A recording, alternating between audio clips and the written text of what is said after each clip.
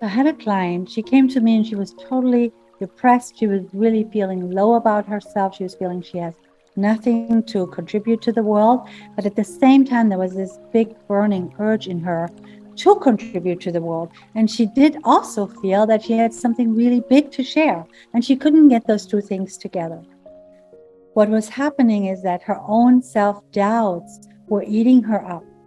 And she was literally giving up on them. And she put herself down and down and down. You're not good enough. You're not doing it. She created a habit of that, right?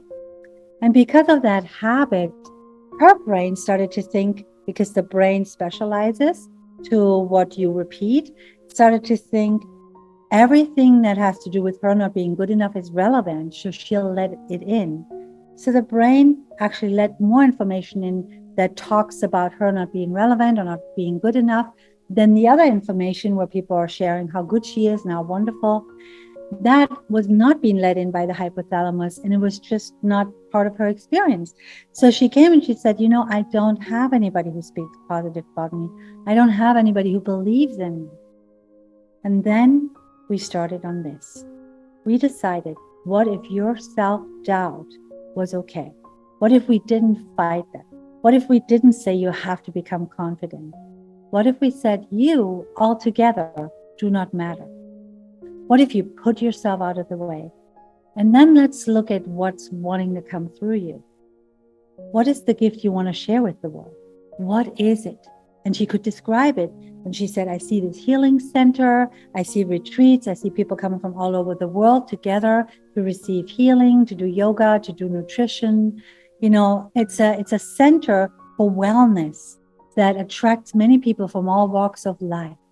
And I said, okay, now let's put that picture into your mind and you surrender all of who you are, everything, your doubts, your adequacies, your inadequacies, your skills, your aspirations. You surrender everything to that one mission. And you say, I'm not about me anymore. From now on, I'm about this. And go about it and make this the important part about your actions. Make this the important part about your day so that you really don't matter. And your self-doubt doesn't matter either, because what matters is your willingness to go and put everything into that project. And then to say, I let it through. And she succeeded. She did amazing. She literally got herself out of the way. And I'll tell you, it's actually easier for people who are really down to make room for the divine to flow through them than people who are very confident and successful.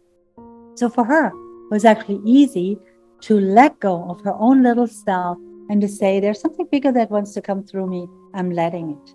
And then every step she made wasn't her own step. It was only in service to the project. And she attracted the people. She attracted investors. She has now a retreat center in Costa Rica.